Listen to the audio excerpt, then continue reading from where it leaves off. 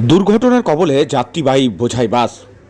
বুধবার বিকেলে বর্ধমানের ঘটনা। আরামবাগ জাতীয় সড়কের রায়নার রাজাবাজারের যাত্রী বোঝাই বাসটি নিয়ন্ত্রণ হারিয়ে প্রথমে ইলেকট্রিক পোলে ও পরে রাস্তার ধারের একটি দোকানের ভেতর ঢুকে পড়ে। দুর্ঘটনার জেরে 10 জন যাত্রীবাহী জখম হন। স্থানীয়দের সহযোগিতায় আহতদের উদ্ধার করে বর্ধমান মেডিকেল কলেজ ও হাসপাতালে পাঠায় পুলিশ। স্থানীয়রা জানান, রাজাবাজারের কাছে বাসটি দ্রুত গতিতে একটি স্পিড ব্রেকার পার হওয়ার সময় নিয়ন্ত্রণ হারিয়ে ফেলার ঘটনা বিপত্তি।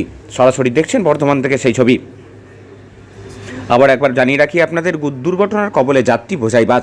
বুধবার বিকালে বর্ধমানের এই ঘটনা। আরামবাগ জাতীয় সড়কের রায়নার রাধা বাজারে যাত্রী বোঝাই বাসটি নিয়ন্ত্রণ হারিয়ে প্রথমে ইলেকট্রিক পোলে ও পরে রাস্তার ধারের একটি দোকানের ভেতর ঢুকে পড়ে। দুর্ঘটনার জেরে 10 জন যাত্রী জখম হন। স্থানীয়দের সহযোগিতায় আহতদের উদ্ধার করে বর্ধমান মেডিকেল কলেজ ও হাসপাতালে পাঠায় পুলিশ।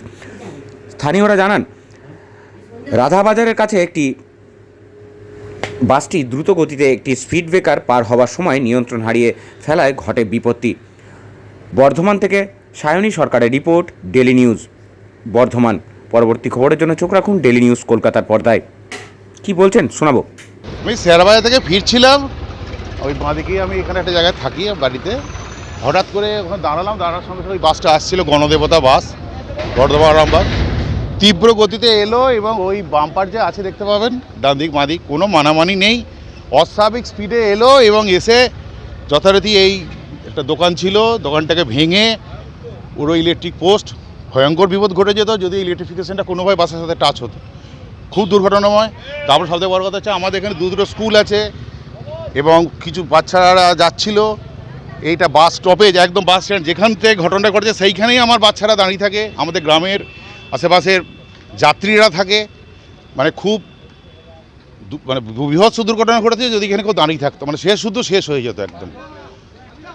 বাসটা কোথা থেকে কোথায় যাচ্ছিল? বাসটা সম্ভবত বর্ধমান আরামবাগ বাস, বর্ধমান থেকে আরামবাগের দিকে যাচ্ছিল। কি নাম গাড়িটার নাম গণদেবতা লেখা ছিল গাড়িটাতে। এটাই মানছে না তো স্যার, বাম্পার যেগুলো আছে কোনো মানছে না। তবে আমাদের প্রশাসন অত্যন্ত সক্রিয়তার সাথে এসেছে, সঙ্গে সঙ্গে ওনারা ব্যবস্থা নিয়েছেন। দুর্ঘটনাগত যারা আহত হয়েছিলেন ওনাদেরকে হসপিটালাইজড করেছেন। প্রশাসন অত্যন্ত সক্রিয়ভাবে সাহায্য করেছেন।